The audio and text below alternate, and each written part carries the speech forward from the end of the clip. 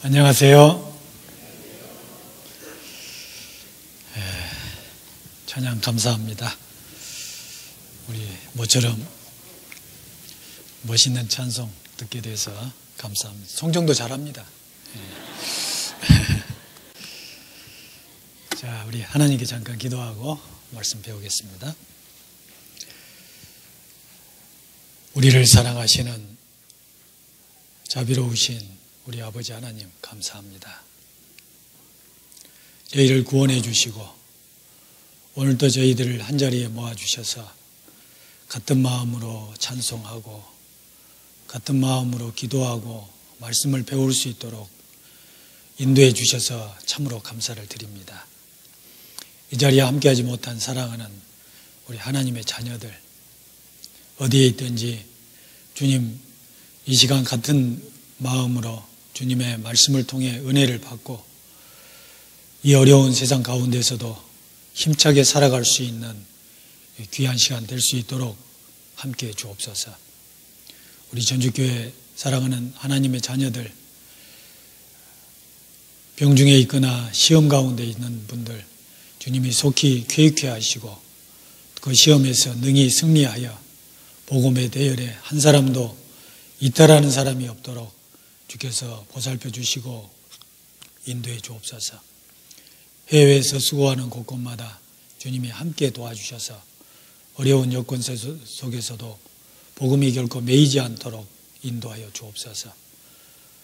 오늘 이 시간 주님이 저희에게 교훈해 주시고 가르쳐 주시고 위로해 주시고자 원하시는 말씀 함께 나눌 수 있도록 말씀을 전하는 사람이나 듣는 모든 사람들의 마음 도와주옵소서. 모든 시간을 주의 능력 가운데 부탁을 드리면서 예수님의 이름으로 기도합니다. 아멘. 사무엘상 한 군데 보겠습니다. 사무엘상 25장입니다.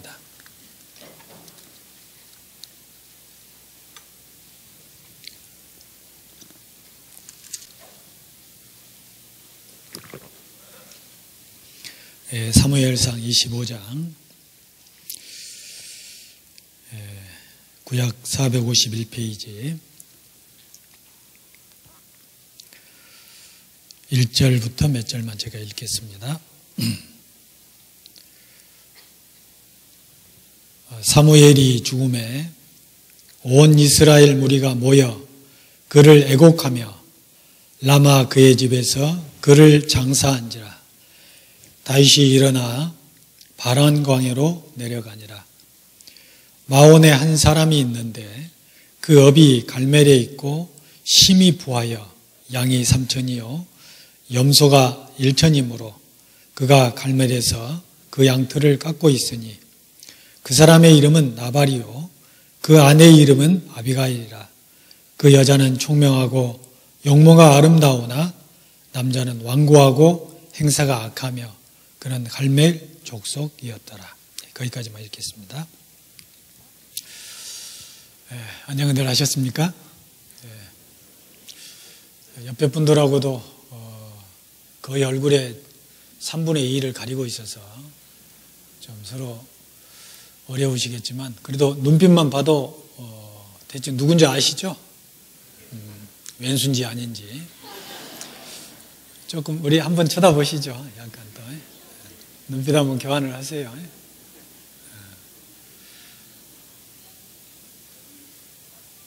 너무 오래 보면요 정듭니다.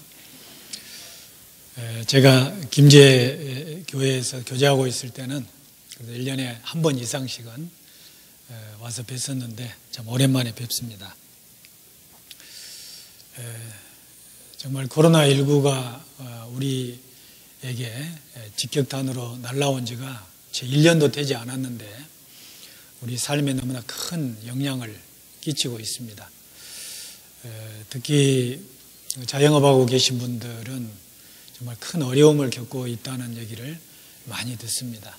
그래서 참 마음이 안타깝고 또 어떻게 좀 서로 위로하고 힘을 실어줄 수 있을까를 생각을 많이 하게 됩니다.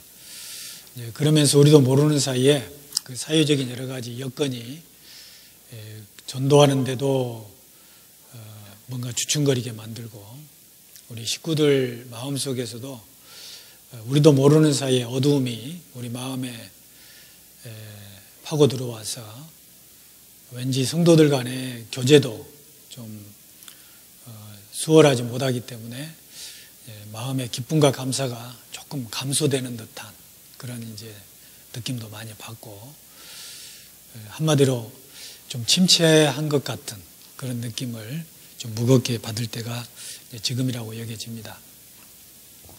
우리가 이제 개인적으로 혼자 있을 때는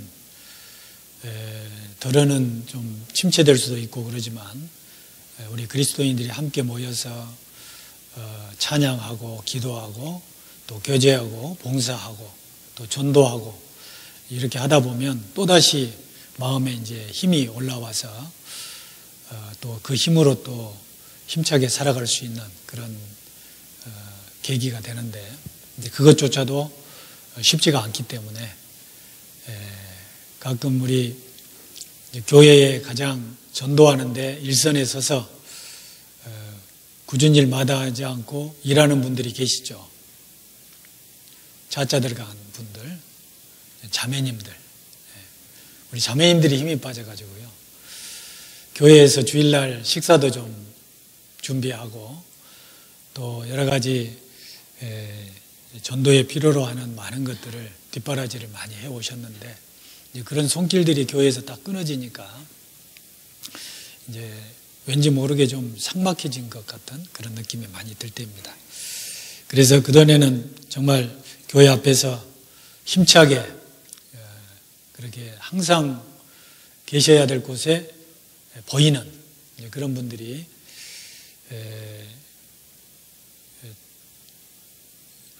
그때는 그렇게 어지간해가지고서는 상처도 안 받고 늠름하게 잘 지내다가 근래에 들어와서는 작은 일에도 마음이 흔들리고 감정적이 돼버리고 그런 경우를 보게 됩니다.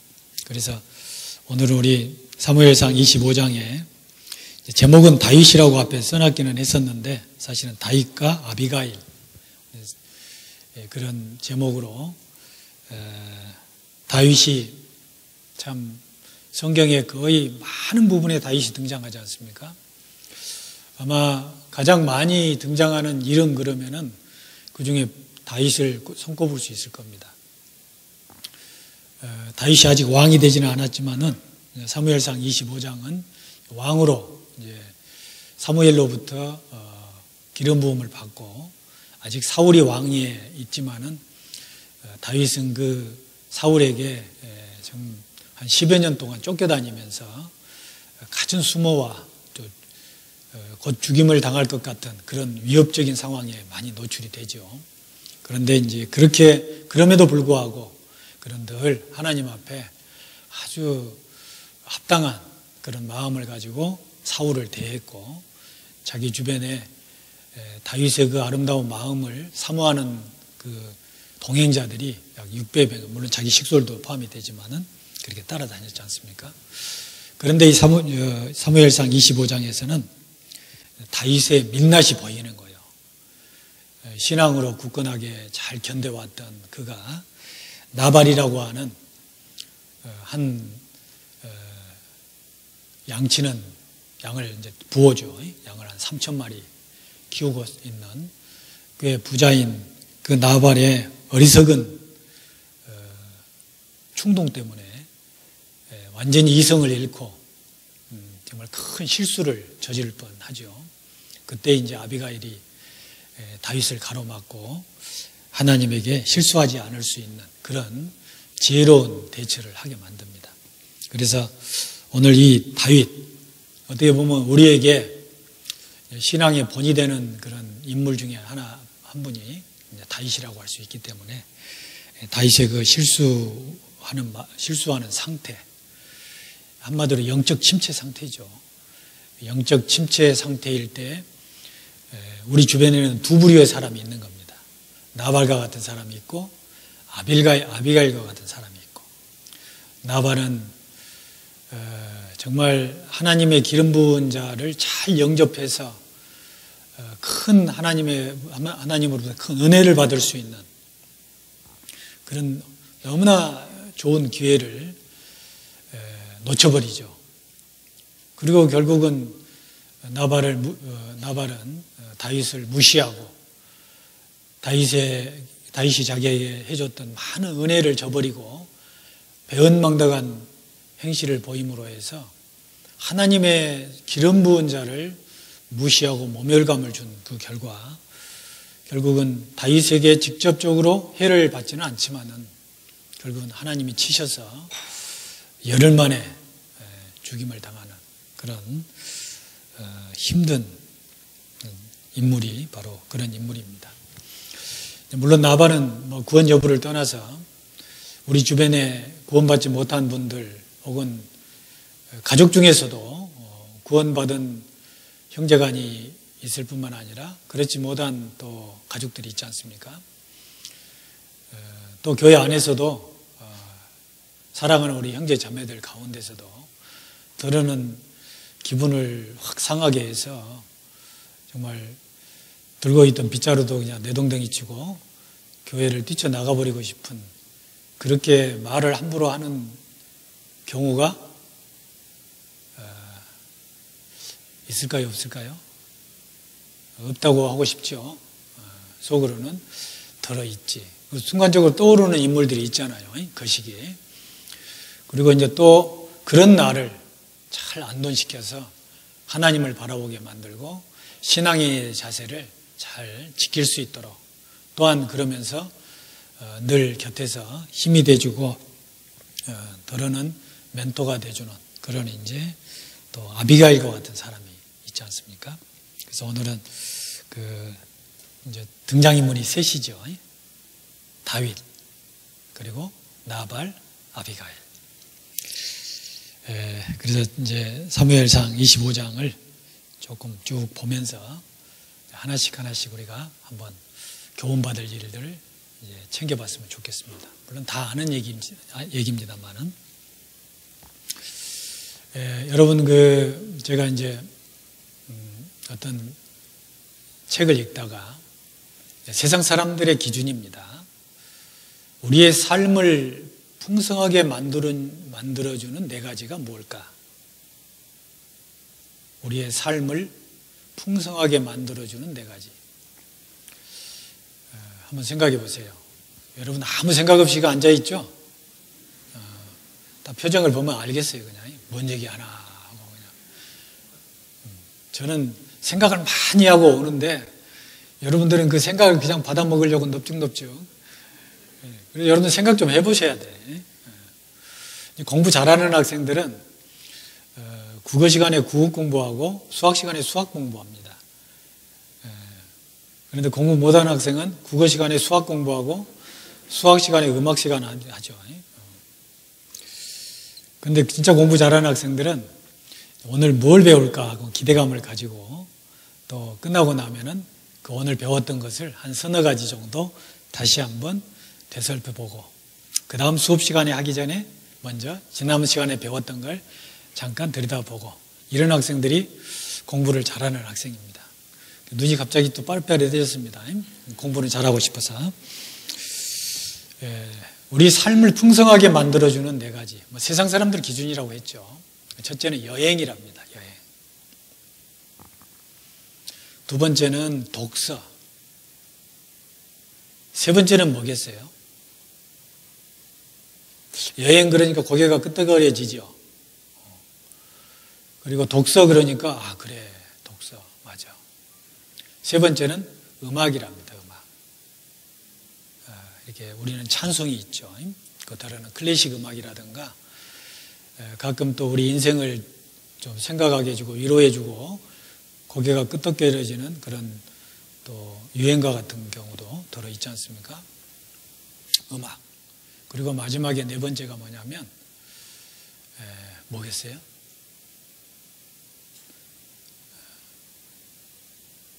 아무 생각 없죠. 여행, 제가 잊어먹었어요. 독서, 음악, 한 가지가 뭐더라? 한 가지가 안 적어놨어요, 여기다가. 그런데 이제 마지막 네 번째는 제가 생각나면 얘기해 줄게요. 저도 60이 넘다 보니까요. 이게 잘 생각이 안 날 때가 있어요. 그런데 우리는 이제 성경 속에서 여행을 할 수 있습니다. 이 사무엘 상하를 읽어보면 지명이 많이 나오거든요. 특히 다윗이 이제 사실 이 사무엘 상의 첫 번째 1장부터 7장까지는 사무엘이 주인공이에요. 그리고 8장부터 15장까지는 사울이 주인공이에요. 16장부터는 이제 사무엘 하까지 다윗이 주인공이죠. 사실은 다윗을 훌륭한 왕으로 세우기 위해서 하나님이 사울을 세우시고 또 이스라엘 백성들이 원하는 왕의 모습과 같은 사울을 세우고 그리고 그를 통해서 많은 훈련을 받죠. 그래서 사무엘상 19장부터는 다윗이 도피 생활을 계속해요. 사무엘하 2장까지 계속 도피 생활을 합니다. 그 도피 생활하는 가운데 오늘 이 나발과의 관계 속에서 실수할 뻔했던 이런 것도 사실은 다윗에게 큰 나중에 왕이 됐을 때 큰 도움이 되는 그런 실수와 경험이고 다윗이 큰 실수했던 게 이제 간음죄와 살인죄지 않습니까? 그 인간이 저지를 수 있는 가장 큰 죄악을 저지르고 철저하게 회개하고 다시는 반복해서 그런 죄를 저지르지 않는 다윗. 그래서 하나님이 다윗을 내 마음에 합한 자라. 내 뜻을 다윗을 통해서 이루겠다.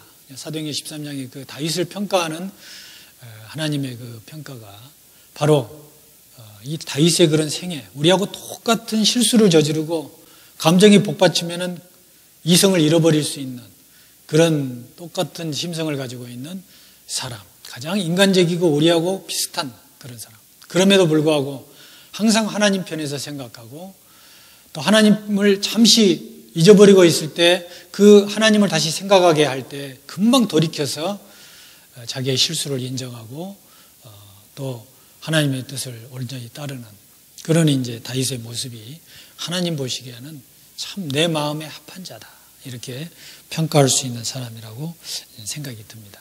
근데 이 사무엘 상하를 쭉 읽어보면은 많은 지명이 나오고 그 지명을 지도에서 하나씩 찾아보다 보면은 우리는 삶을 풍성하게 만드는 세상 사람들의 그 얘기처럼 많은 여행을 할 수가 있어요. 그리고 이제 우리가 성경을 읽다 보면은 당연히 독서를 당연히 하게 되겠죠.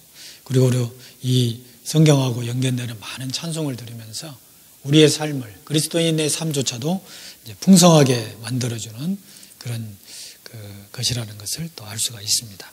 아직도 네 번째가 생각이 안 나서 이제 성경 말씀으로 들어가겠습니다.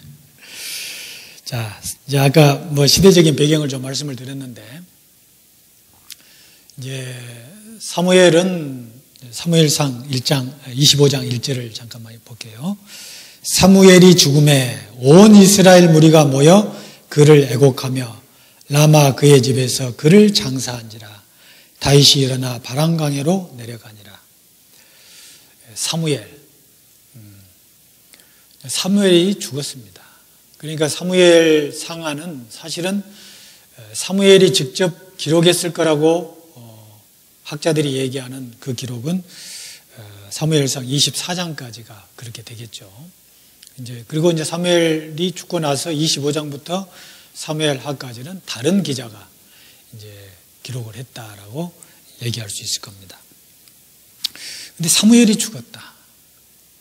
사실은 사무엘상 24장 바로 앞장에서는 사울이 다윗을 죽이려고 계속 쫓아다니잖아요.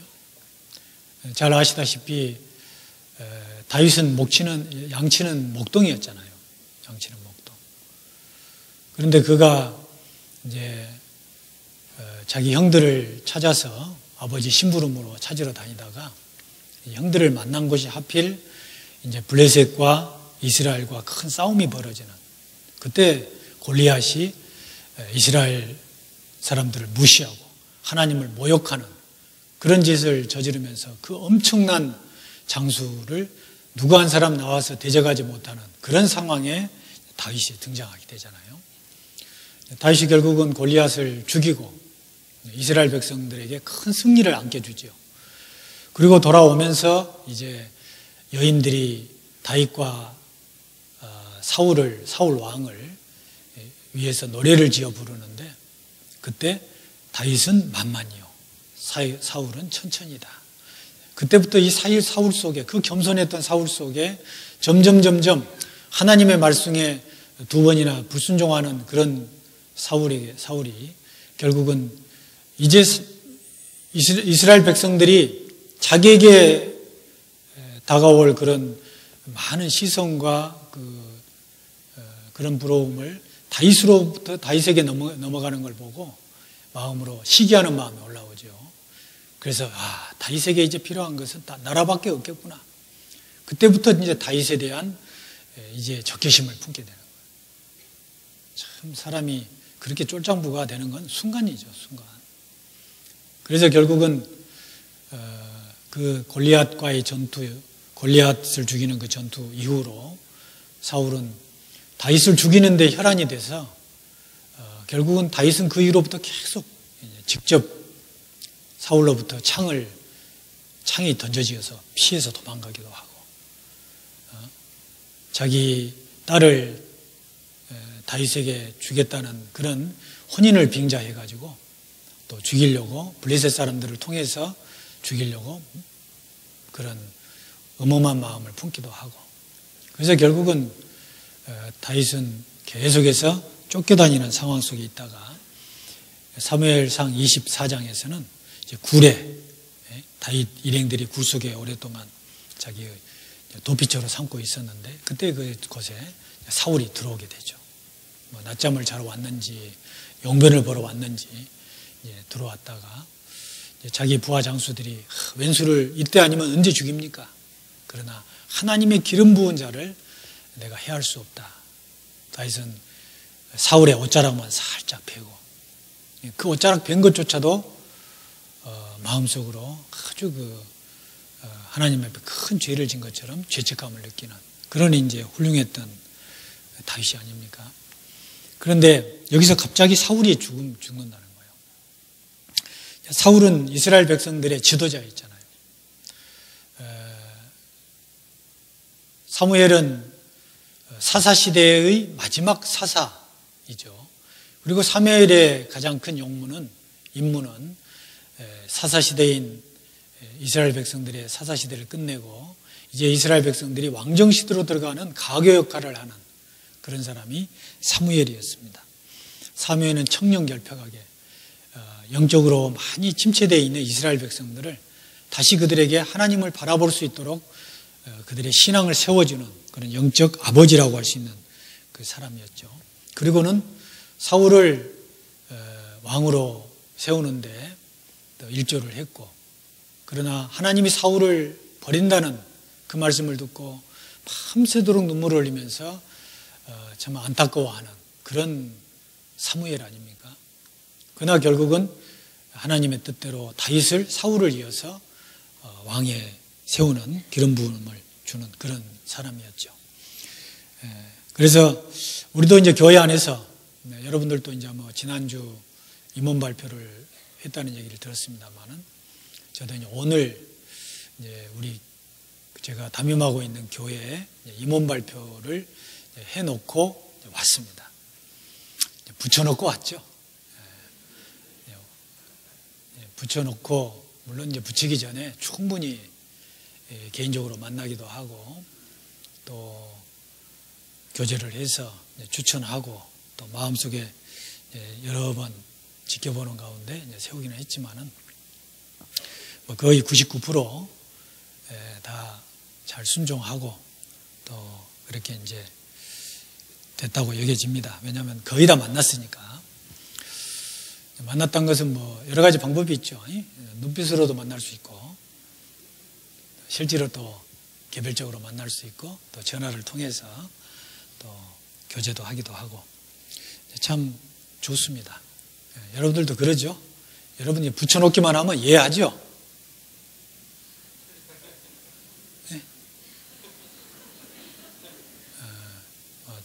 전체적으로 주님을 섬기는 곳이 이제 전주교회니까 이제 그쪽도 마찬가지입니다. 광주 그러면은 조금 이제 좀 드세다라는 느낌이 있는데 의외로 또 그렇지 않아요.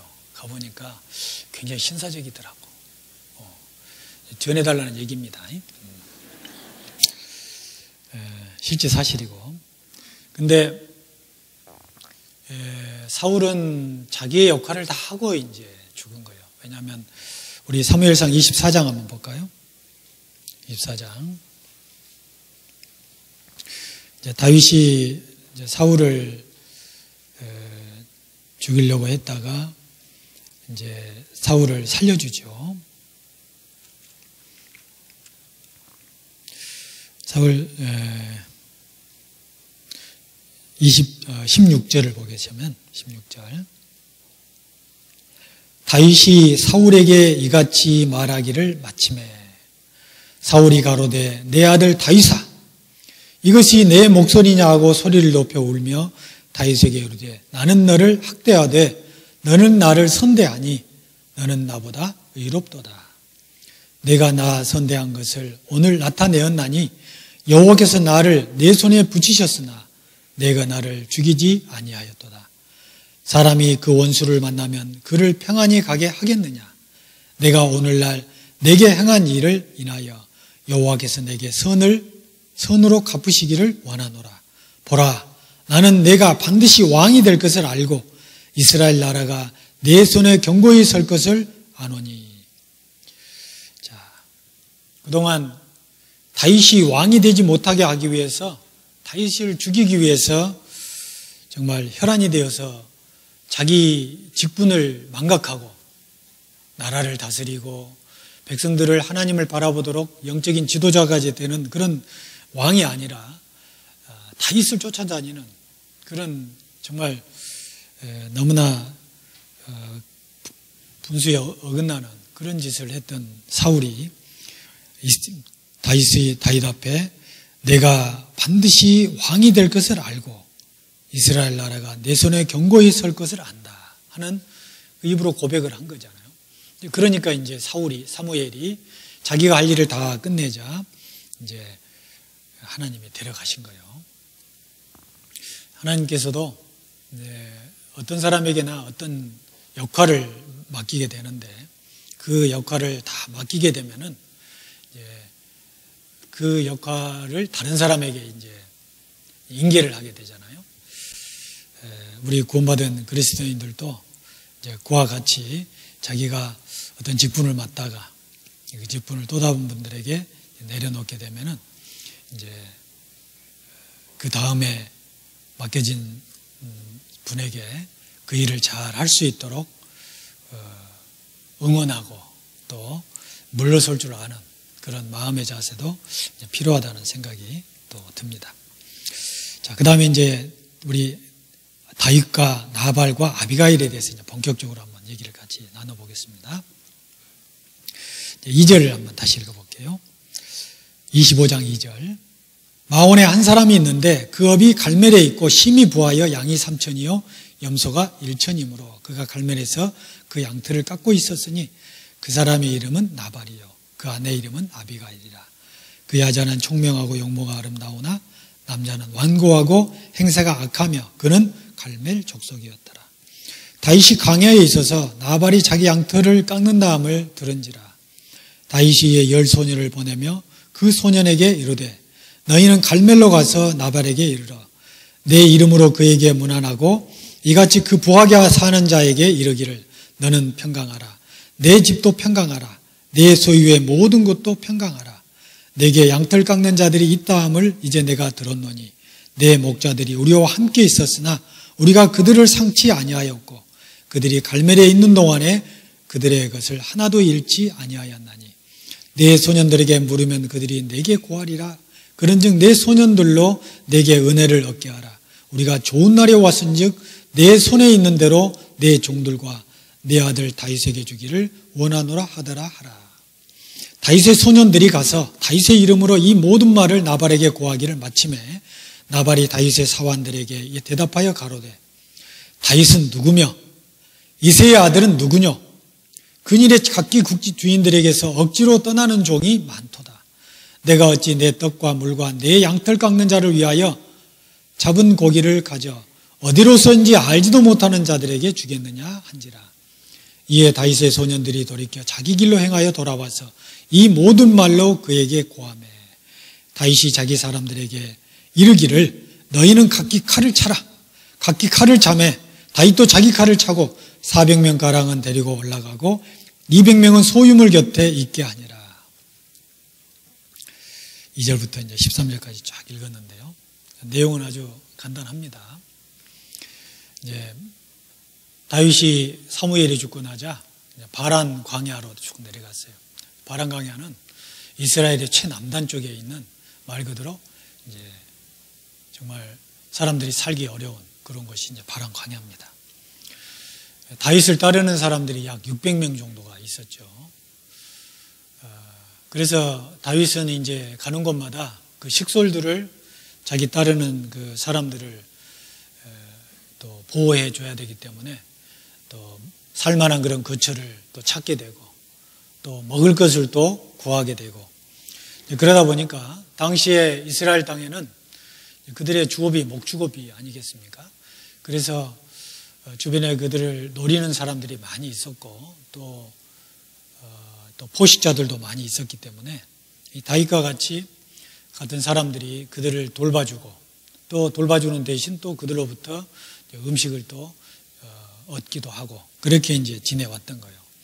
그러는 가운데 이제 이 다윗이 여기 이 나발에게 가기 전에 사실은 나발을 도와줬던 적이 이제 여러 번 있었던 겁니다. 그런데 이제 그 이스라엘에서 보통 그 농사를 지은 사람은 추수 때라든가 또 양치는 목동 같은 분들은 양을 그 털을 깎을 때는 큰 축제를 벌여서 이제 자기 가족들뿐만 아니라 주변에 지나가는 나그네라든가 혹은 어려운 이웃들을 불러다가 그들에게 음식을 제공하는 그런 풍습이 있었습니다. 그래서 마침 바란 광야에서 이 마온이라는 땅은 멀지 않는 곳이고 조금 이제 위쪽으로 올라가는 곳이었기 때문에 그 마온으로 이제 그 나발이 양털을 깎는다는 소식을 듣고 다윗이 소년 10명을 보내서 그동안에 그에게 베풀어진 은혜를 다시 한번 되새기면서 좀 음식을 좀 달라고 그렇게 요청을 한 거예요. 이스라엘 백성들의 말씀, 율법 속에서도 나그네를 대접하라고 하는 그런 말씀도 있고 당연히 좀 부유한 사람은 당연히 그래야 되는데 하물며 이제 축제 때니까 특별한 행사 때니까 당연히 도울 수 있을 만한 또 은혜를 입었으니까 그런데 나발이라는 사람은 그러지 않은 거예요. 나발의 소유가 어디 있었냐면 갈멜에 있었습니다. 갈멜. 그 2절에 보면은 하반절에 그가 갈멜에서 그 양털을 깎고 있었으니 그랬어요. 자, 이 다윗의 상황은 지금 사울에게 쫓겨다니는 도피 행각을 하고 있는 상황이에요. 그리고 이때는 또 아직 사울이 왕으로 있을 때예요. 나발은 갈멜이라는 곳은 어떤 곳이냐면 과거에 사무엘상 15장에서 이 아말렉 족속을 처치하라고 하는 다 싹 죽이라고 하는 그런 하나님의 명을 어기고 불순종했던 것이 바로 이 아말렉 족속의 싸움터거든요. 그때 그 아말렉 전쟁에서 이겼을 때 사울은 갈멜에다가 자기를 위해서 기념비를 세웠던 장소가 바로 갈멜이거든요. 그곳에서 양털을 깎고 있는 거예요. 그러니까 이 나발이라는 사람은 현재 왕이 사울이고 사울이 다스리고 있는 곳에서 이 갈멜이라는 곳에서 양을 치고 있고 그렇기 때문에 비록 다윗이 사무엘로 하여금 하나님께 기름 부음 받아서 차기 왕으로 책봉됐다는 얘기는 들었지만 나발은 아직도 마음속에 누가 왕이죠? 아직도 사울이 왕인 거예요. 그래서 든든한 사울이라는 왕이 치세하는 곳에 있기 때문에 나발의 마음속에는 다윗은 잠시 자기가 신세를 지긴 했지만은 그 많은 사람들을 먹여 살릴 만큼 음식을 베풀고 싶은 마음이 추워도 없었던 겁니다. 그래서 그는 말 이름대로 참 어리석은 자요. 하나님의 축복을 또 하나님을 바라본 적이 없는 그런 사람이었기 때문에 나발은 다윗이 보낸 소년들, 왜 10명을 보냈느냐? 600명을 먹이려면 한 10명을 보내야 먹을 것을 충분히 가져올 수 있지 않겠어요? 10명을 보냈는데 그들에게 대해서 그래요. 다윗은 누구냐? 이새의 아들이 누구냐? 요즘 자기 주인을 떠나서 자기 마음대로 돌아다니는 그런 거지 같은 사람들이 있다. 어떻게 내가 우리 가족들을 먹이려고 하는 그 음식을 그런 사람들에게 주겠느냐? 음식도 안 줄 뿐만 아니라 다윗을 아주 철저하게 무시하는 그런 어리석은 짓을 하게 되죠. 그래서 다윗은 어땠습니까? 노기가 충천해버린 거예요. 자, 다윗은 왜 그런 어리석은 짓을 했을까요? 나발은. 자, 나발은요, 그의 나발에 관한 얘기를 쭉 읽고 자세히 들여다보면 그 어디에서도 하나님과의 교제했던 것을 찾아볼 수가 없습니다. 다윗이 소년들을 보내면서 나발에게 뭐라고 인사하라고 그럽니까? 너는 평강하라. 내 집도 평강하라. 그리고 하나 더 붙이죠. 내 소유의 모든 것도 평강하라. 나발은 다윗이 볼 때 그 사람은 하나님을 섬기는 사람이라기보다는 그들은 오직 재물, 그 재물에만 마음을 두고 있는 그런 사람이라는 것을 잘 파악하고 있었던 거예요. 그래서 나발에게 소년들을 보낼 때 내 소유의 모든 것도 평강하라. 하나님과의 교통이 없고 오직 재물에만, 우리 누가복음 12장에도 재물에만 마음을 두고 있는 사람이 있잖아요. 오늘 밤에 내 영혼을 도로 찾으니니 네 예배한 것이 네 것이 되겠느냐. 자기가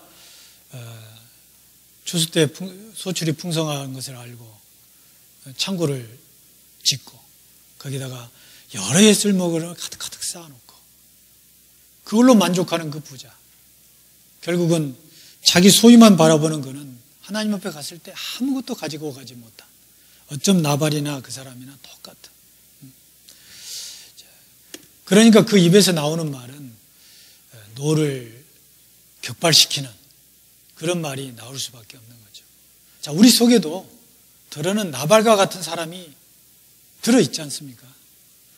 어쩔 때는 참 남을 그렇게 위로해주고 남의 어려운 사정을 충분한 시간을 갖고 들어주고 그리고 격려해주고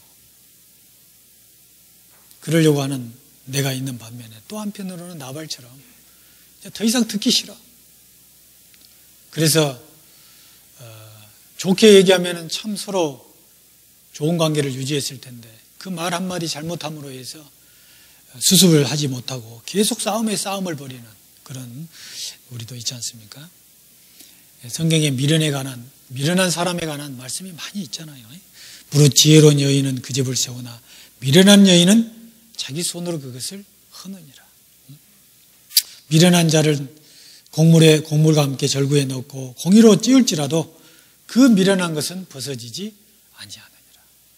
자, 우리 속에도 나발과 같은 미련한 마음이, 어리석은 마음이, 충동적인 마음이 도사리고 있다는 것을 우리는 많이 알 수 있습니다.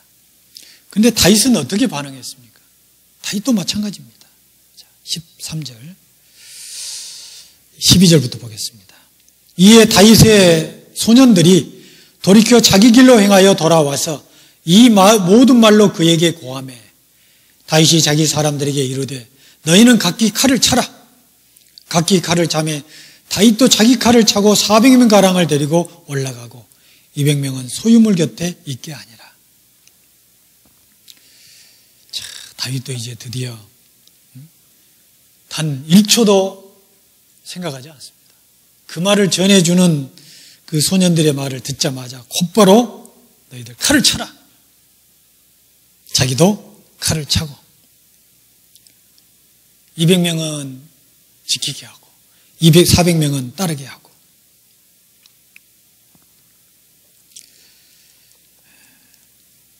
자, 21절도 한번 보겠습니다. 다윗이 이미 말하기를 내가 이 자의 소유물을 광야에서 지켜 그 모든 것을 하나도 손실이 없게 한 것이 진실로 호사라. 그가 악으로 나의 선을 갚는도다. 내가 그에게 속한 모든 것 중 한 남자라도 아침까지 남겨두면 하나님은 다윗에게 벌을 내리고 또 내리시기를 원하노라 하였더라. 그동안 다윗은 어떤 사람이었습니까? 수없이 많은 어려움과 생명의 위협 앞에서도 항상 기도와 자비의 삶을 살았던 사람입니다. 그 일날 사람을 블레셋 사람들에게서 구해 주었지만은 그 글리앗 사람들이 밀고를 해서 오히려 공경에 빠졌는데도 그들을 다시 돌아가서 응징하지 않았습니다. 심지어는 사울을 죽일 수 있는 기회가 주어졌어도 하나님을 생각하고 하나님의 뜻대로 부름받은 사람을 함부로 해하지 않겠다고 마음에 다짐하는 그런 다윗이었잖아요. 그러나 다윗은 지금 나발에게 보냈던 그 소년들의 보고를 받고 그 즉시 격분해서 부하들과 함께 칼을 차고 무장하고 이제 나발에게 쫓아가는, 한 사람도 남겨주지 않겠다. 남자는 씨를 말리겠다. 그렇게 다짐한 그런 나발. 사실은 다윗이 그동안 겪었던 여러 가지 어려움을 생각한다면 이 나발의 말 한마디는 진짜 아주 아무것도 아니잖아요. 그럼에도 이 다윗의 그런 행동은 평소의 다윗과 전혀 어디에서도 그런 모습을 찾아볼 수 없는 그런 모습인 거예요. 왜 그랬을까? 아까 말씀드렸다시피 다윗은 지금 큰 영적인 침체기에 빠졌던 겁니다.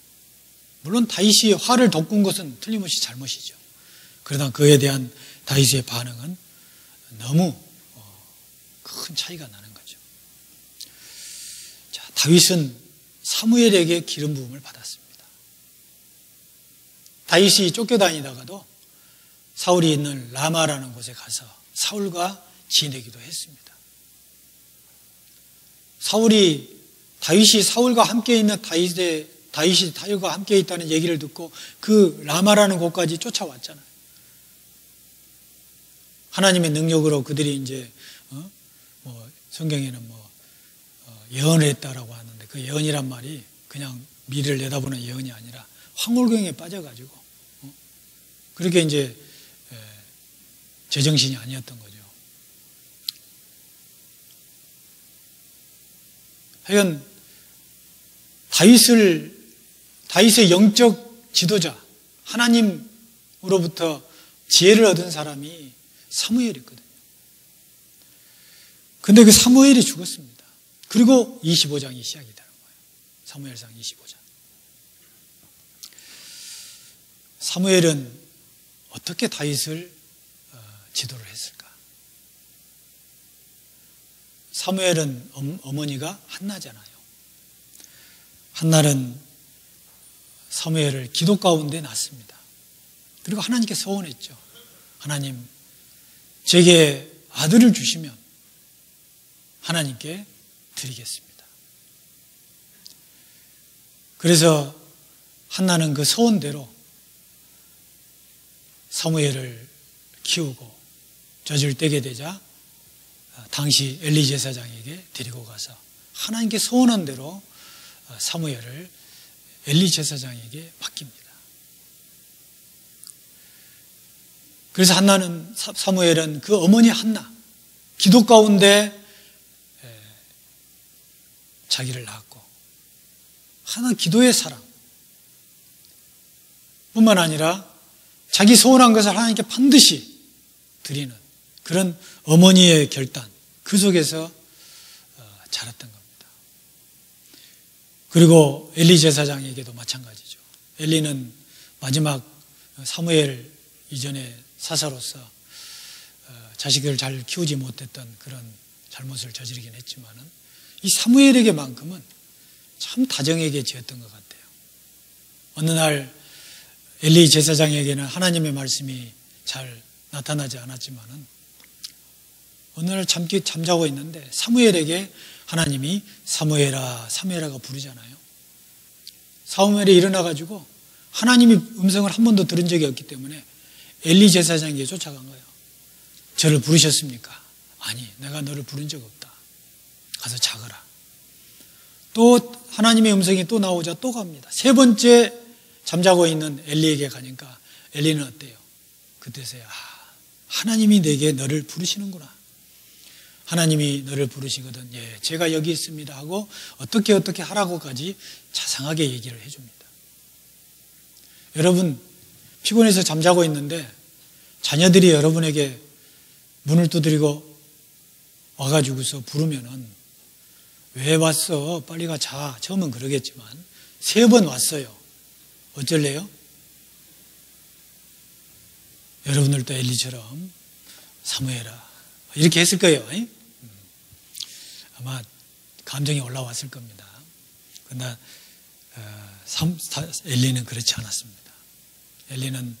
엘리 제사장은 가서 누웠다가 그가 너를 부르시거든 내가 말하기를 여호와여 말씀하옵소서 주의 종이 듣겠나이다 라고 가서 사무엘에게 하나님의 음성을 들으라고 요구를 합니다.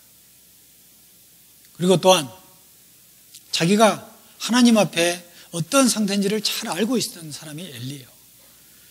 그래서 사무엘이 하나님으로부터 응답을 받았을 때 나에게 아무것도 속이지 말고 설령 내가 듣기에 좀 거북한 말이라도 다 하라고 사무엘에게 요구를 하지 않습니까? 그 어린 아이에게.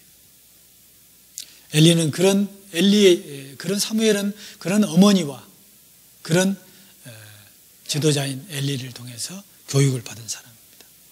그래서 이스라엘 백성들을 대할 때도 역시 엘리처럼 다정하게 자기 어머니처럼 기도의 응답을 또 소원한 것을 그대로 행하는 청렴결백하고 이스라엘 백성을 잘 다스렸던 지도자였던 거예요. 그 지도자에게 다윗은 하나님으로부터 기름 부음을 받고 하나님의 세움을 받은 사람입니다.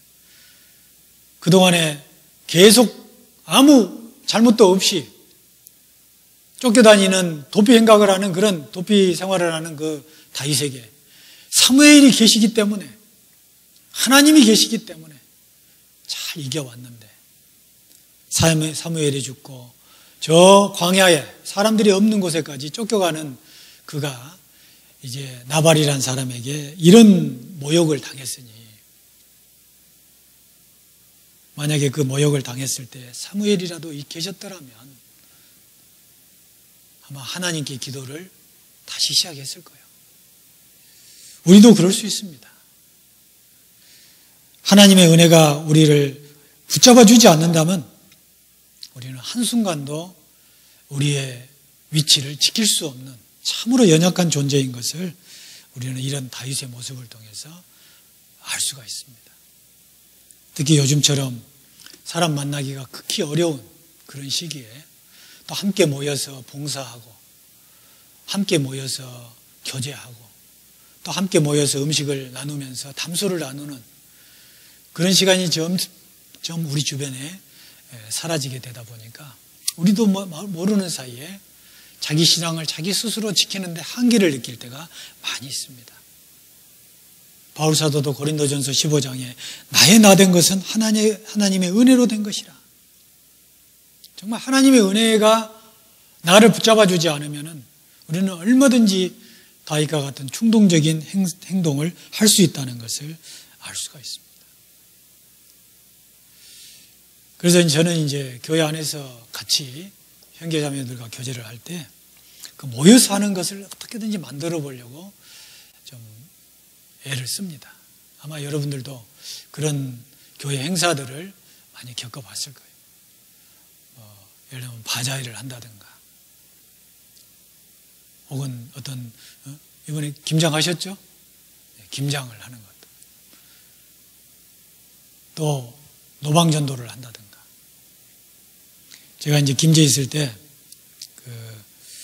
전도를 좀 해보고 싶어가지고 몇몇 우리 교회 식구들이, 자매님들이 노방전도를 해보고자 하는 얘기를 하길래 한번 해보자고 자발적으로 이제 자기들끼리 모여서 또 준비하는 여러 가지 물품들을 준비해서 이제 시작을 했습니다.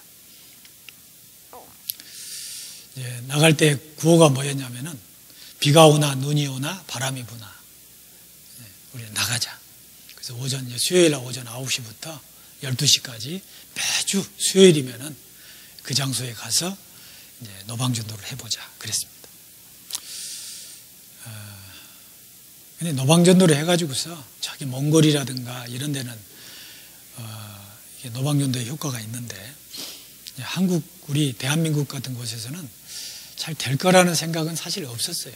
근데 왜 노방전도를 하려고 마음을 먹었었냐면 한 번에 이렇게 이제 대집회를 앞두고 이제 구역 모임에서 기도 부탁을 하는데 그 모임이 끝나고 나서 하는 형제님이 저한테 그래요. 목사님, 참 전도할 사람이 없어요.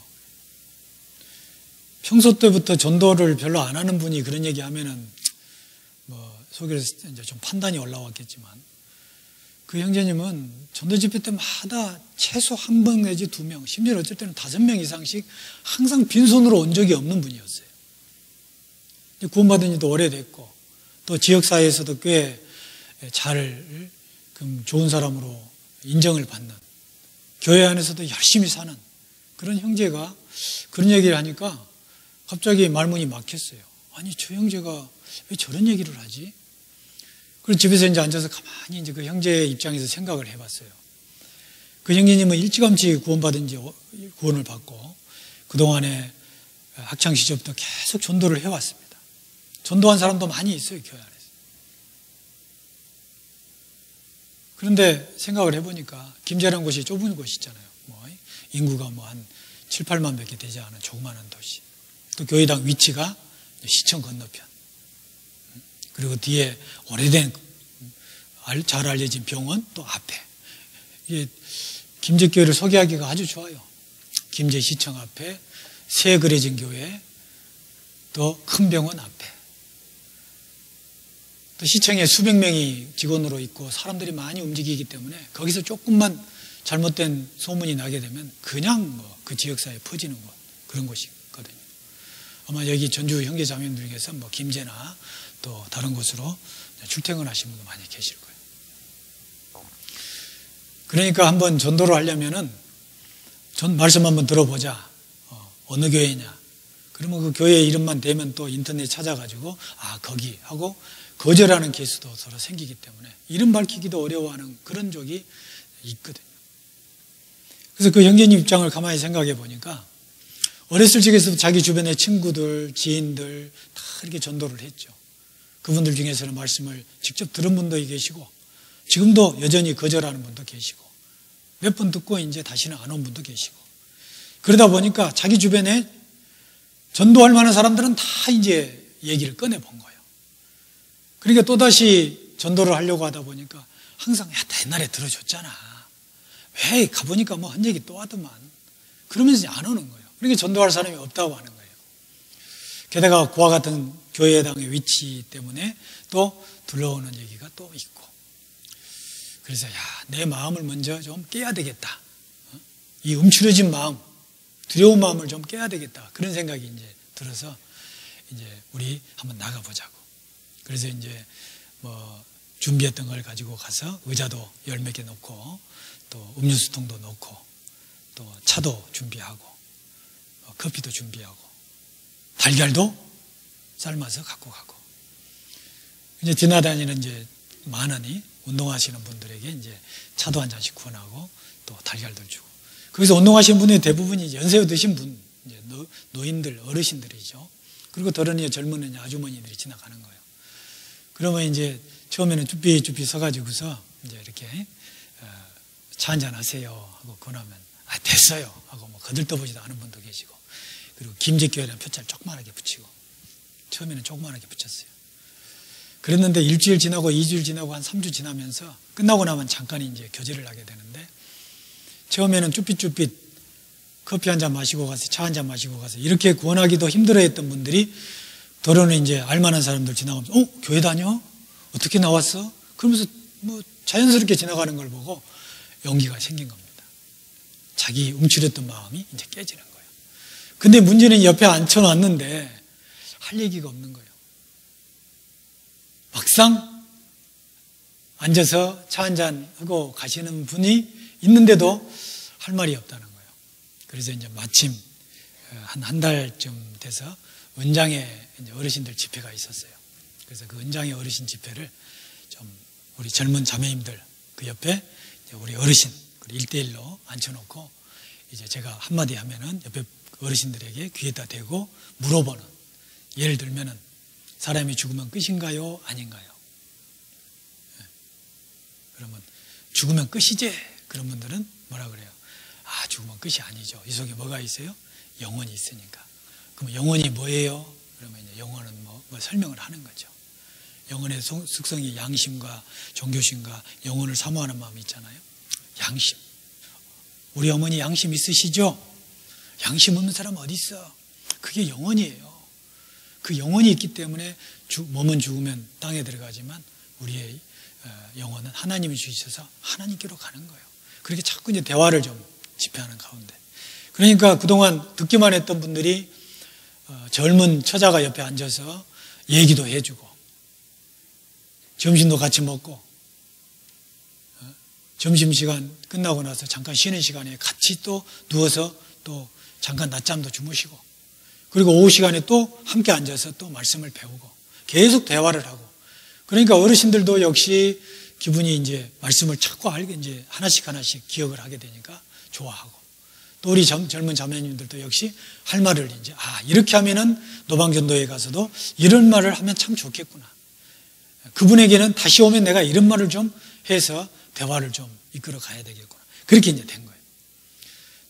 그래서 우리 그 한 형제님의 전도할 사람 없다는 말을 통해서 노방전도를 적극적으로 하게 되고 그리고 이런 말씀을 통해서 스스로 대화할 수 있는 거리를 만들어서 또 접근하게 되고 그런 일들이 생겼습니다. 우리의 마음속에 영적 침체기가 오는 것은 그런 활동들이 미진하기 때문에 우리도 모르는 사이에 다윗과 같이 순간적으로 자기 감정을 앞세워서 나아가는 경우가 있을 수 있다는 겁니다. 자, 사실 아무리 구원받은 지 오래된 그런 그리스도인이라 할지라도 우리도 모르는 사이에 이 다윗과 같이 어리석은 행동을 할 수도 있다는 겁니다. 여러분 호남에 5대 명산이 있다는 거 아시죠? 전라남북도 호남권에 5대 명산이 있습니다. 어떤 분이 이제 광주에 무등산이 있지 않습니까? 그래서 무등산이 5대 명산 중에 들어가느냐 들어가지 않느냐. 무등산은 1187m입니다. 이게 높은 산이죠. 당연히 들어간다고 그랬죠. 그랬더니 아니라는 거예요. 그래서 둘이 내기를 했습니다. 제가 한 게 아니고. 근데 무등산이 들어가질 않더라고. 호남 지방에 그래도 제일 높은 산이 무등산이라고 할 수 있는데 무등산은 호남의 5대 명산이 아니고 여러분 정읍의 내장산 알죠? 남원의 지리산, 영암의 월출산, 장흥의 청관산, 부안의 변산에 있는 능가산 이게 5대 명산이랍니다. 아시죠 다? 몰랐어요. 다른 건 다 몰라도 그건 또 기억하면 안 되는데 근데 무등산이 그중에 제일 높은 산인데도 들어가질 않아요. 그러면서 저한테 그런 얘기 하는 거예요. 호남의 5대 명산이 높은 산이라고 해서 들어간 게 아니다. 구원받은 지 오래됐다고 해서 훌륭한 그리스도인의 인격이 항상 내 삶 속에 자리 잡은 건 아니다. 어떻게 보면은 구원받은 지 얼마 되지 않은 분이라 하더라도 늘 교제에 나와서 함께 봉사하고 함께 교제하고 함께 수고하는 가운데서 같이 어울리다 보면은요 사람은 서로 상처를 주고받을 수가 있어요. 처음에 그런 상처를 받을 때는 그리스도인이 이럴 수가 있나 그렇게 하지만은 조금씩 그런 것에 익숙해지면은 그럴 수도 있지, 나도 그렇잖아 하면서 너그럽게 넘어갈 수가 있는 거거든요. 그런데 한때는 그렇게 했다가 잠시 교제를 떠나서 있다가 다시 그런 봉사의 기회에 또 함께 어울릴 때는 자기도 모르게 그 상처를 못 참는 자기를 발견하게 되는 거예요. 그래서 우리는 항상 교제 안에서 함께 생활해야 된다는 것을 한번 생각해 볼 수 있습니다. 우리가 그리스도와의 교제를 끊는 순간 우리는 그만 힘이 없는 존재가 되어버릴 때가 많다는 겁니다. 우리가 그리스도를 바라보지 않고 나 혼자만 바라보고 있는 그 순간에 나도 모르는 사이에 내가 무능한 사람이 되어 있는 자신을 발견할 때가 있습니다. 자, 성숙한 그리스도인이다 하는 것은 혼자 가는 법을 배우는 사람이 아니라 함께 가는 것을 배우는 거예요. 어떤 구역장하고 이제 교제를 했습니다. 그 구역장이 이런 얘기하는 거예요. 구역 집회를 제가 광주 송정회를 가니까 송정교회가 한 650명 정도 모입니다. 그리고 어르신들이 참 많아요. 그래서 송정역 쪽에는 과거에 꽤 좀 어렵게 사는 그런 분들이 그래서 거기는 많은 사람들이 옛날 가옥을 그대로 사용하면서 아주 정스럽게 삽니다. 근데 거기는 이제 어르신들이 많이 사세요. 그리고 이쪽에 이제 첨단 쪽으로 넘어오면은 말 그대로 꽤 이제 잘 지은 아파트라든가 이런 집에서 살고 있죠. 그런데 요즘 들어와서 또 코로나19라서 누구 방문하고 만나기가 쉽지가 않잖아요. 그래서 혼자서 이제 구역장 혼자서 이제 잘 안 나온 분들 찾아다니고 또 만나고 싶은 사람도 쫓아다니고 이제 이런 거예요. 그래서 자기는 굉장히 바쁘게 지금 이제 구역원들을 돌보고 있는 겁니다. 근데 안 나오는 분은 또 여전히 안 나오고 계셔. 근데 한쪽 구역장은 이제 막 구역장이 됐는데 무슨 신방할 일만 있으면 연락이 옵니다. 목사님 좀 같이 가주시면 안 되겠어요? 그래서 같이 갑니다. 어쨌든 밤늦게 10시 넘어서 밤 10시 넘어서 그 오전 이제 직장 다니기 때문에 늦은 시간에 끝나니까 주일밖에 교회를 못 나오는 분이 계시.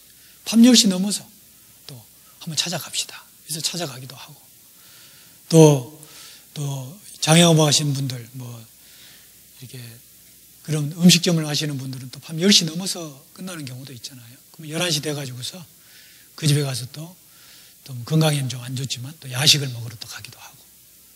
그러니까 그 구역은 안 나오신 분들도 그렇게 나옵니다. 그런데 그 형제님이 자기 혼자 다닌 걸 얘기를 하는 거예요. 그래서 그러지 말고 앞으로는 좀 같이 가자. 전도인하고 같이 가든지 구역의 형제자매님들하고 함께 하든지 그렇게 해서 뭔가 함께 움직이는 것이 정말 성숙한 그리스도인으로 만드는 우리의 도움의 방법이다. 우리 아프리카 말에 우분투라는 말 들어보셨죠? 내가 있으니 내가 있다. 어떤 학자가 여러 곳에 다니면서 소년들의 삶에 대해서 연구를 했던 그런 분이 계셨습니다. 어느 날 아프리카에 가가지고서 어린아이들이 모여 있기에 그들에게 한 가지 경주를 시켰어요. 너희들이 그렇게 먹고 싶어하는 여러 가지 종류의 과일들을 저기다가 풍성하게 쌓아놓고 너희들이 여기서 출발해가지고 1등 하면은 그에게 전부를 주겠다.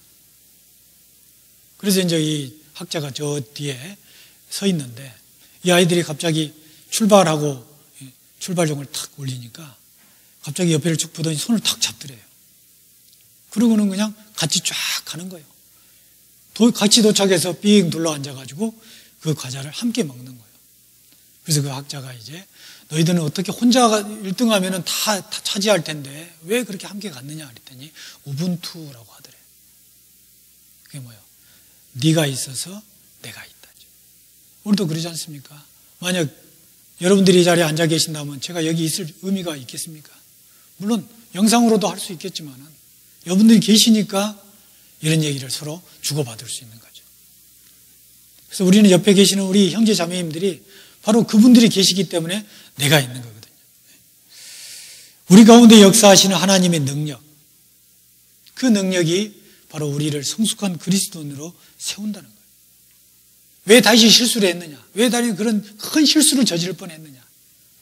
바로 자기의 영적 지도자인 사무엘이 죽었을 뿐만 아니라 그는 오랫동안 혼자서 지내는 그런 일들을 겪다 보니까 자기도 모르는 사이에 영적 침체에 빠져들었다고 볼 수가 있습니다. 하나님의 영원하신 팔, 그 팔에 우리가 붙들려 사는 그 필요를 우리는 절실히 느껴야 될 때가 바로 요즘이라고 생각합니다. 성숙한 그리스도인은 더 이상 육신의 정욕에 시험당하지 않는 사람이 아니라 육신 안에 선한 것이 거하지 않은 줄을 아는 사람. 오래 그리스도로 열매를 맺을 수 있음을 아는 사람. 그 사람이 바로 성숙한 그리스도인이다라고 말할 수 있겠죠. 자, 우리도 변하고 싶지 않습니까? 사실 구원받은 그리스도인들은 누구든지 그리스도 안에 있으면 새로운 피조물이라. 이전 것은 지나갔으니 보라 새 것이 되었도다. 그렇지 않습니까? 우리는 사실 로마서 11장에 본 것처럼 돌 감람나무가 참 감람나무에 접붙임을 당했습니다. 그래서 참 감람나무에서 올라오는 진액을 우리가 먹고 자라는 접붙임을 받은 사람들이거든요. 근데 왜 우리는 하나님 말씀처럼 변하지 않을까? 우리가 가끔 구원받은 부부가 있다면 부부간에 그런 싸움 하잖아요. 당신 정말 구원받았어? 아마 여기에 그런 의심을 하는 자매님을 두고 있는 우리 형제님들이 다소 계실 겁니다. 당신 이번에 수양회 때는 꼭 좀 상담 좀 받아봐. 그런 얘기할 때 참 괴롭잖아요. 항상 그런 자매의 의심의 눈초리를 받아가면서 사는 우리 형제님들 보면은 참 힘들죠. 집에 가면 오래 있기가 싫어. 어떤 핑계를 대든지 혼자 있는 시간을 즐기죠. 그래서 이제 자매님들도 이제 그것 때문에 전도인들에게 종종 조심스럽게 자기 형제의 구원에 대해서 어떻게 하면 좋겠느냐고 상담하는 케이스도 많이 있습니다. 뿐만 아니라 자녀들의 경우도 마찬가지죠. 초등학생들은 해년마다 침례받고 오잖아요. 엄마, 이번에 내가 구원받은 것 같아. 그러고 나서 중학교, 고등학교 올라가면 또 한 번 뒤집어집니다. 또 청년에 올라가서 또 한 번 뒤집어지는 경우가 있어요. 그래서 정말 자녀 키운다는 게 얼마나 어려운지 아마 많이 알 겁니다. 근데 사람들은 그래요. 성격과 기질은 변하지 않는 거다. 여러분 어떻게 생각해요? 그런 생각 좀 있으시죠? 제가 한 번은 오래되신 목사님에게 물어봤습니다. 목사님, 구원받은 그리스도인들이 정말 변할까요? 그런데 그 목사님이 한 3초간 생각하시다가 변해야지. 또 한 5초간 생각하다가 변하지. 그래서 변해야지 그 말은 잘 안 변한다는 얘기가 포함이 되어 있잖아요. 근데 성격이나 기질은 그 뉘앙스 자체가 변하지 않을 것 같은 느낌을 주죠. 성격이 변해, 기질이 변해. 근데 이 성격이나 기질을 다른 말로 하면 생활 양식이라고도 할 수 있어요. 라이프 스타일. 나는 비관적인 사람이야. 그 사람은 나는 비관적인 세계관을 갖고 있어. 아마 이런 얘기 읽어본 적 있을 겁니다. 성격은 변하지 않는다는 그런 뉘앙스를 갖고 있지만 어떤 세계관, 자기의 삶의 방식, 그런 것은 변할 수 있다라는 어감을 우리에게 주죠. 자신을 어떻게 바라보는가, 세계를 어떻게 바라보는가, 그런 세계관을 얘기한다는 거예요. 인생을 사는 방식을 얘기하는 거예요. 인생을 사는 방식은 어때요? 우리가 얼마든지 바꿀 수가 있지 않습니까? 어떤 사람이 오래된 차, 그런데 아주 익숙한 차, 가끔 카센터 가서 고칠 수밖에 없는 그런 차 타고 다녀요. 형제들 같으면은 뭐 다시 바꿀 수는 있겠지만 자매님들은 한번 바꿔갖고 그게 또 익숙해지려면 얼마나 힘들어. 처음에 운전면허 따가지고 이제 차를 하나 어쩔 수 없이 필요해서 하나 가졌다. 핸들을 2바퀴 반을 돌리면 바퀴가 얼마나 돌아갈까? 몇 각도로 돌아갈까? 그러면 이 회전을 얼마나 할까? 그거 계산하잖아요. 산수 잘 못하면서도. 우리 자매가 그러더라고. 제주도에서 운전면허를 따가지고 운전을 하는데 저한테 그래요. 핸들을 이렇게 돌리면 얼마나 돌아가냐는 거예요. 여러분 고속도로 탈 때 핸들 얼마나 돌리고 탑니까? 각도 계산하면서 타요? 아니죠. 유턴할 때는 막 어느 정도 가서 어깨선에서 딱 돌리고만 돌아간다. 안 부딪히고. 그런 것 정도는 이제 생각할 수 있겠지만은 대부분은 그냥 자연스럽게 그냥 핸들을 내가 돌렸는가 안 돌렸는가 관계없이 가지 않습니까? 그래서 한번 차가 자꾸 고장이 나서 힘들게 해도 이걸 바꿔서 다시 익숙해지는데 너무 힘드니까 그냥 털털털털 하고 그냥 타는 거예요. 바꿔야지 하면서도 지금 그대로 탄 지가 3년이요. 그러면 변하게 되면 불안하잖아요. 그 변할 때 생기는 불안한 것을 선택할 거냐? 아니면은 이걸 언젠가는 이 어렵고 자꾸 시간을 들여서 선택하는 그 불만스러운 이것을 선택해서 그대로 변하지 않는 것을 가지고 불만스럽게 탈 것이냐? 불안을 선택할 것이냐? 불만을 선택할 것이냐? 그건 누구 몫이죠? 자기 몫이요.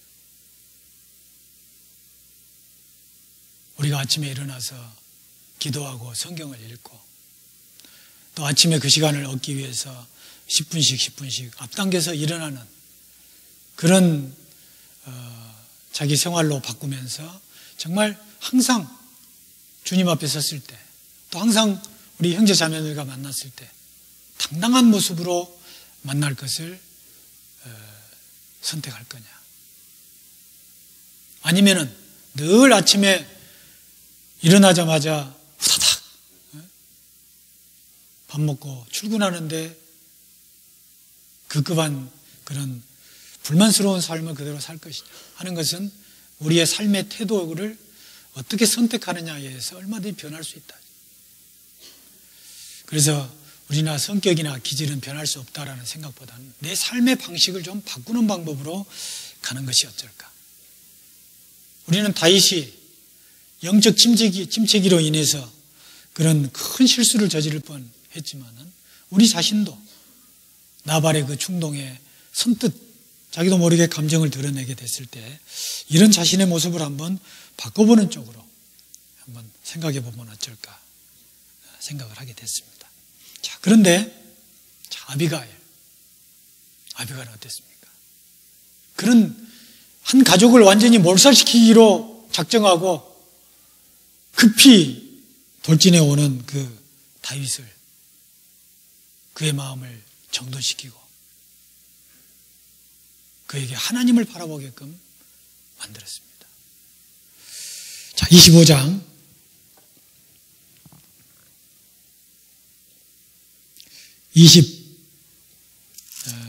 먼저 14절을 보겠습니다. 14절.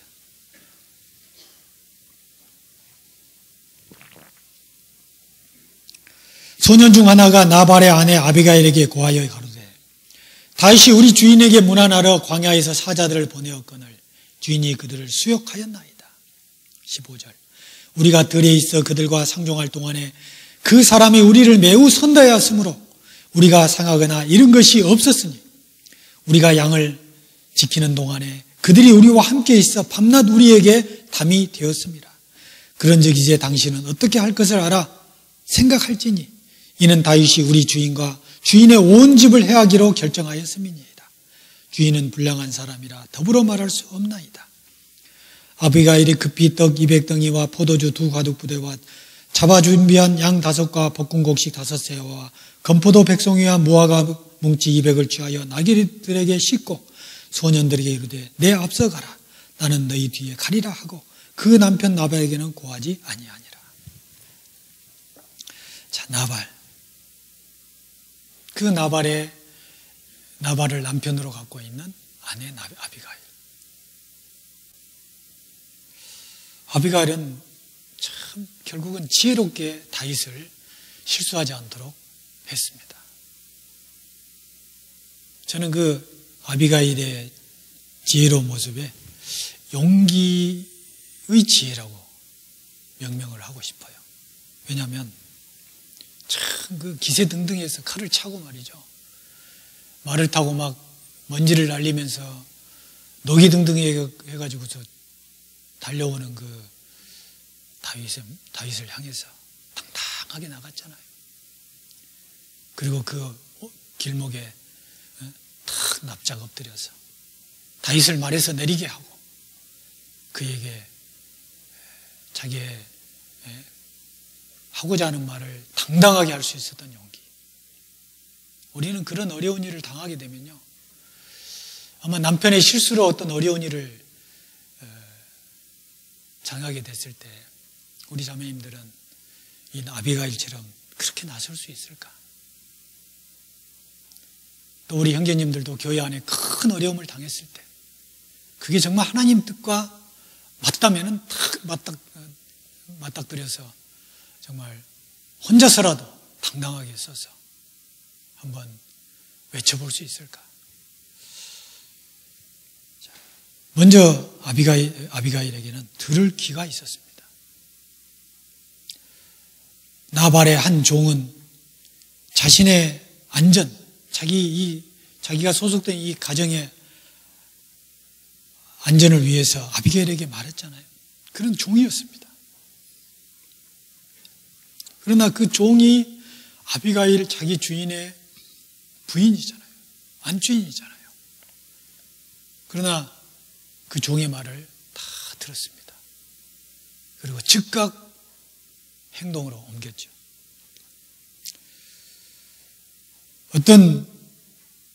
그 사람이 어떤 사람이라 하더라도 그 사람의 신분고하를 막론하고 그 사람의 말하는 것에 대해서 잘 들을 수 있는 귀. 우리는 종종 사람들을 볼 때 외모를 보게 됩니다. 그리고 그 사람이 나하고 내가 들어온 많은 정보, 내가 겪은 몇 가지 경험담을 통해서 그 사람에 대한 선입감을 가지고 대할 때가 또 많이 있습니다. 나한테 친밀하게 대하는 사람에 대해서는 잘못했는데도 불구하고 차마 말을 못하고 나하고 친밀감이 없고 그냥 나하고 별로 관계없는 분이라고 해서 그냥 함부로 그냥 무시해버리거나 대해버릴 때도 있습니다. 그러나 아비가일은 그 종의 말을 귀담아 들었습니다. 우리가 성경에 그런 이유가 많이 나오죠. 열왕기하 7장에 보면은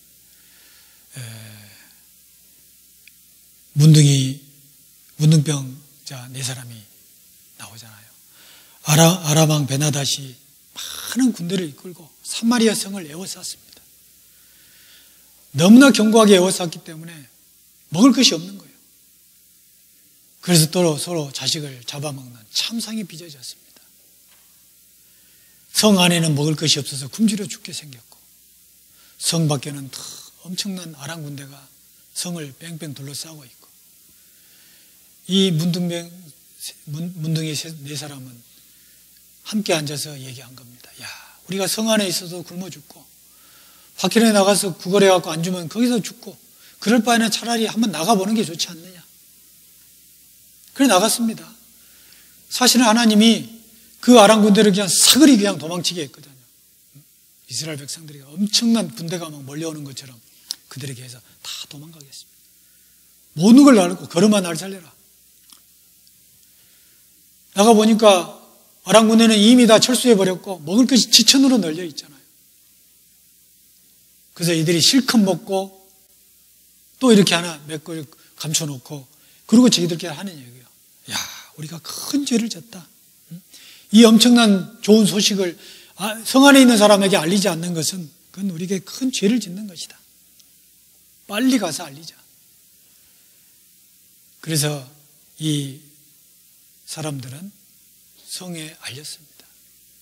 누가 들었습니까? 문지기가 먼저 들었죠. 자, 문지기 입장에서 보면은 그 문둥이들이 와서 하는 얘기들을 알아듣겠습니까? 아마 무시해버릴 수도 있었습니다. 그러나 문지기는 그 문둥이들의 얘기를 듣고 왕에게 바로 알려줍니다. 그래서 결국은 그들이 처음에는 말 5피를 가지고 먼저 염탐해보고 정말 사실인 것을 알고 나가서 먹을 것을 찾았지 않습니까? 나아만 장군 아시죠? 문둥병에 들여서 고통받고 있는 나아만. 그런데 그 집에 이스라엘에서 잡아온 한 계집아이, 이름도 없습니다. 자기 안주인에게 우리 사마리아 땅에 가면은 거기에 선지자 앞에 가시면 이 문둥병을 고칠 텐데 그걸 그대로 또 자기 남편에게 얘기해서 결국은 문둥병을 고치지 않습니까? 우리도 우리 주변에 있는 형제 자매님들의 신앙 연조를 생각하지 말고 그의 나이를 생각하지 말고 무슨 말이든지 귀담아 듣고 그들과 함께 마음을 한다면 우리는 아비갈과 같은 그런 지혜로운 길을 가질 수 있고 지혜로운 마음을 가질 수 있다고 생각합니다. 그래서 요한계시록 2장 7절에 귀 있는 자는 성령이 교회들에게 하시는 말씀을 들을지어다. 7 교회에 대해서 계속 하나님 말씀하시죠. 귀 있는 자들. 들을 수 있는 귀.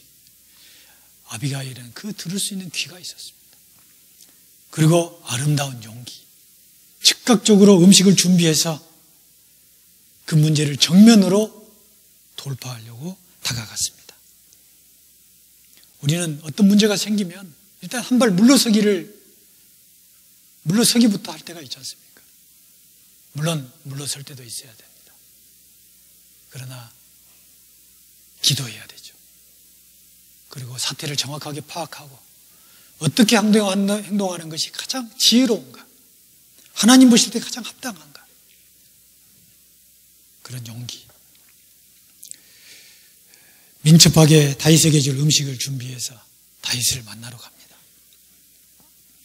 우리가 설령 실수를 통해서 자기가 죄를 지었다 할지라도 하나님은 언제든지 우리를 받아주시는 분이기 때문에 주님 앞에 반드시 먼저 나아가야만 그 문제를 해결할 수 있다는 거예요. 문제를 당했을 때 회피해서는 안 되는 겁니다. 그리고 아비가일은 철저하게 자기를 낮췄습니다. 겸손이죠. 자기를 낮추고 상대를 높이는 일을 했습니다. 자, 25장 보시면요. 23절. 아비가일이 다윗을 보고 급히 나귀에서 내려 다윗 앞에 엎드려 그 얼굴을 땅에 대니라. 그가 다윗의 발에 엎드려 가로되 내 주여 청컨대 이 죄악을 나고 내게로 돌리시고 여종으로 주의 길에 말하게 하시고 이 여종의 말을 들으소서. 원하옵나니 내 주는 이 불량한 사람 나발을 개의치 마옵소서. 그 이름이 그에게 적당하니 그 이름이 나발이라. 그는 미련한 자니이다. 여종은 내 주에 보내신 소년들을 보지 못하였나이까. 자, 다윗은 이 아름다운 용기를 가지고 나오는 그 아비가일. 아비가일은 철저하게 기대를 낮추고 자기 남편에 대해서도 양해를 구하고 그리고 다윗의 마음을 이해를 했습니다. 이로했습니다. 그리고는 다윗에게 하나님을 바라보게끔 하죠. 26절 내 주여 여호와께서 사시고 내 주도 살아계시거니와 내 주의 손으로 피를 흘려 친히 보수하신 일을 여호와께서 막으셨으니 내 주의 원수들과 내 주를 해하려 하는 자들은 나발과 같이 되기를 원하나이다. 여종이 내 주에게 가져온 이 예물로 내 주를 쫓는 이 소년들에게 주게 하시고 주의 여종의 허물을 사하여 주옵소서. 여호와께서 반드시 내 주를 위하여 든든한 집을 세우시리니 이는 내 주께서 여호와의 싸움을 싸우시며 내 주의 일생에 내 주에게서 악한 일을 찾을 수 없음이니이다. 사람이 일어나서 내 주를 쫓아 내 주의 생명을 찾을지라도 내 주의 생명은 내 주의 하나님 여호와와 함께 생명싸개 속에 쌓였을 것이요 내 주의 원수들의 생명은 물매로 던지듯 여호와께서 그것을 던지시리이다. 여호와께서 내 주에 대하여 하신 말씀대로 모든 선을 내 주에게 행하사 내 주를 이스라엘의 지도자도 세우신 때에 내 주께서 무죄한 피를 흘리셨다든지 내 주께서 친히 보수하셨다든지 함을 인하여 슬퍼하실 것도 없고 내 주의 마음에 걸리는 것도 없으시리니 다만 여호와께서 내 주를 후대하신 때에 원컨대 내 주의 여종을 생각하소서. 자, 아비가일은 하나님을 바라볼 수 있도록 다윗에게 말을 하죠. 자기 남편 나발은 다윗을 도망다니는 노예 취급을 했지만 아비가일은 주의 기름 부으신 자라고 가장 높은 대우를 했습니다. 물론 그건 사실이긴 합니다만 그걸 일깨워주는 거죠. 자기 남편의 행동을 변명하거나 숨기려고 하지 않았습니다. 그대로 사실대로. 그리고 하나님 앞에 결코 실수를 저지르지 않도록 하나님을 바라보도록. 우리가 어떤 사람과 얘기를 하게 되면요, 우리는 그 사람에게 뭔가 조언하려고 먼저 생각을 하게 됩니다. 무슨 얘기를 해줄까? 저 형제나 자매가 지금 무엇이 문제고 그 해답은 무엇일까? 그게 적절한 말씀은 어떤 말씀일까? 어떤 사례를 들어서 내가 지혜를 줄까? 막 그 생각을 하게 됩니다. 특히 전도인들이 그런 경우가 많아요. 막 듣다 보면 듣고 벌써 해답을 탁 내렸어. 뭐가 문제구만. 말씀이 적당하겠구만. 그리고 그걸 잘 설득해서 어떻게 이해되도록 설명해 줄까? 되게 상담자가 그런 경우가 많이 있죠. 근데 그렇게 안 할 수가 없는 것이 그런 얘기를 들으러 오기는 와요. 근데 자매님들이 뒤에 그런 조언은 전혀 안 들었더라고. 그냥 하소연만 하고 가. 여러분들이 반응을 안 보이는 이유로 합니다. 그게 사실이니까. 근데 해답은 얻어가야 돼요. 근데 말하는 동에 그 문제의 해답을 본인이 다 알아요. 자기가 잘못한 것도 알고 또 남이 옳은 것도 알고 또 자기한테도 일부 옳음이 있어. 그러니까 자기한테도 변명할 만한 일이 있고 잘못한 것도 있고 잘못한 것을 조금 얘기하고 변명할 것만 몽땅 늘어놓고 상대방 잘못을 탓하죠. 그러니까 나는 불쌍한 사람, 상대방은 나쁜 사람, 그거 얘기하러 오는 거예요. 되게 그건 형제나 자매나 비슷한 것 같아요. 근데 어쩌자고? 저 사람 나쁜 사람 어떻게 고치려고? 나는 불쌍하지만 어떻게 위로받으려고? 해답을 찾아가야 되잖아요.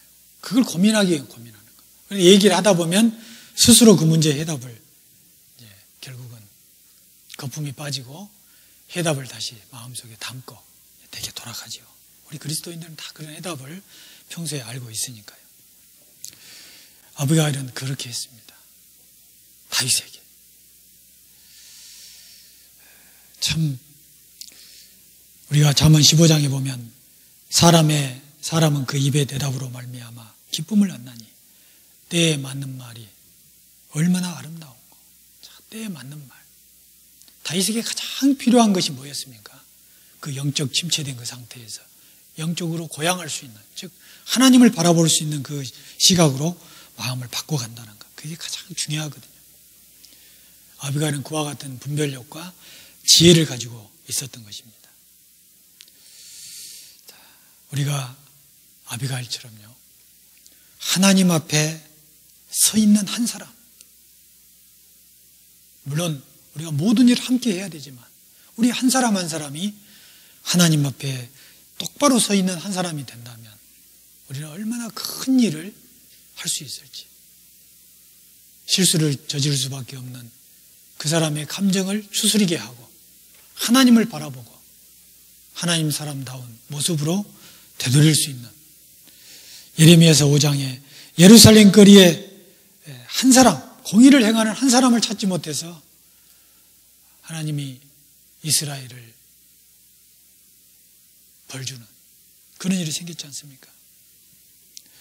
나로 멸하지 못하게 할 한 사람, 에스겔서 22장에 멸하지 못하게 할 한 사람, 그 사람을 찾다가 찾지 못한 거로 하나님이 벌을 내리시지 않습니까? 다니엘은 느부갓네살 왕의 꿈을 해몽해주고 그러므로 해서 얼마나 많은 사람을 또 살리고 하나님을 드높였지 않습니까?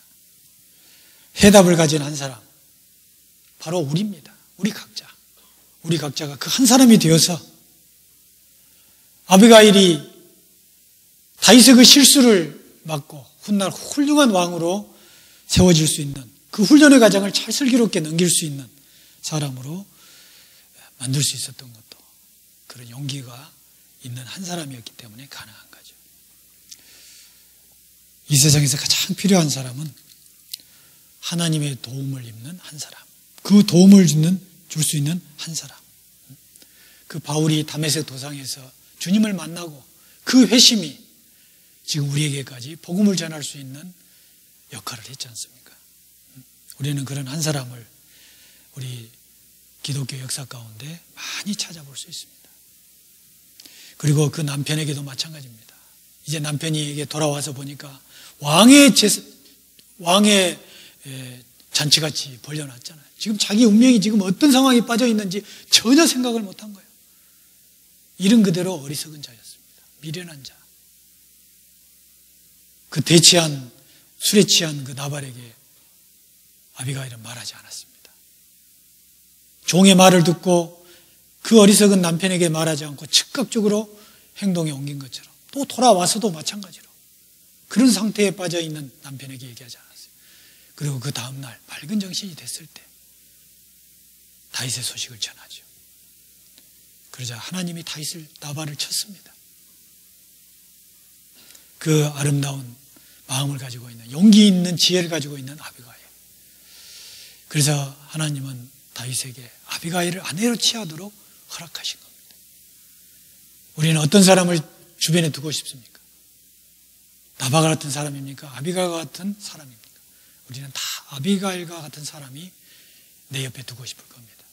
바로 나도 누군가와 함께 일을 할 수 있다면 내가 아비가일 같은 사람이 되어야만 하나님의 쓰심에 동참할 수 있는 거예요. 우리는 오늘 나발과 아비가일, 너무나 잘 알고 있는 내용이지만 우리 자신 속에 그런 마음이 누구에게나 싸우고 있다는 걸 알아야 되고, 그리고 내가 아비가일이 됐을 때 하나님께 더욱 귀하게 쓰임을 받을 수 있는 사람이 될 수 있다는 것. 그리고 나의 성격과 기질은 결코 변하지 않는 게 아니다.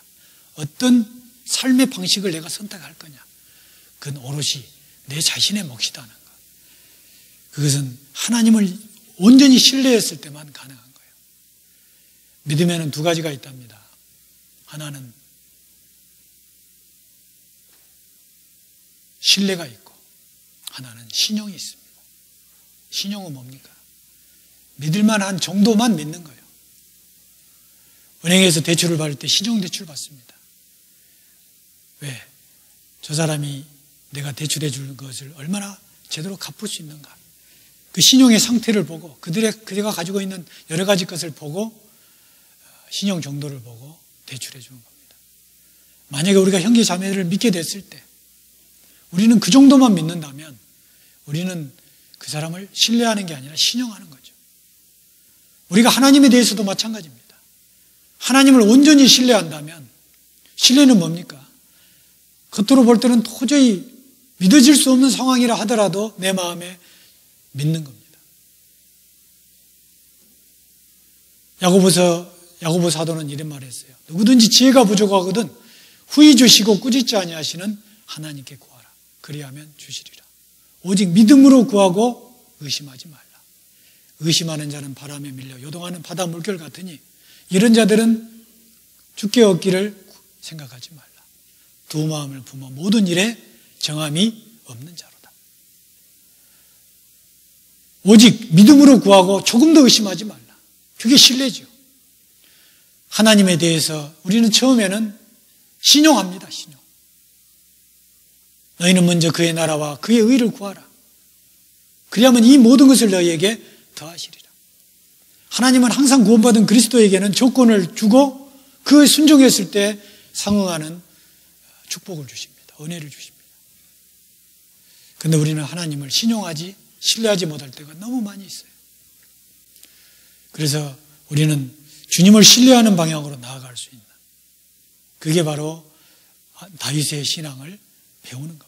우리 또 다윗과 같이 얼마든지 실수하고 넘어질 수 있습니다. 그러나 함께 했을 때, 아비가일과 같은 건 통역자들과 함께 했을 때, 내가 또 아비가일이 됐을 때 우리는 함께 신앙의 이 어려운 길을 걸어갈 수 있을 거다 이렇게 생각합니다. 같이 기도하겠습니다. 하나님 아버지 감사합니다. 오늘 다윗과 나발과 아비가일에 대해서 함께 배웠습니다.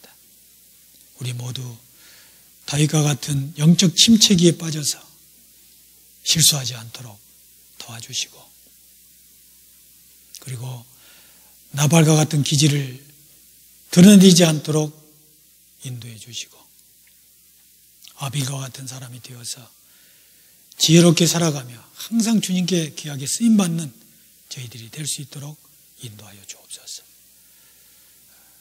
우리 전주교회가 주님의 은혜로 날이면 날마다 새로운 영혼들이 탄생하고 더 큰 영적 부흥이 일어날 수 있도록 역사해 주옵소서. 특별히 어려운 시기에 너무나 힘들고 어렵게 사시는 우리 사랑하는 하나님의 자녀들, 주님 일일이 돌보아 주시고, 이럴 때일수록 더욱 주님을 바라보며 이 어려운 시기를 잘 슬기롭게 승리해서 이 어려운 시기가 결국 우리에게는 더욱 하나님께 가까이 다가갈 수 있는 기회로 삼을 수 있도록 역사해 주옵소서. 주 예수님 이름으로 기도합니다. 아멘.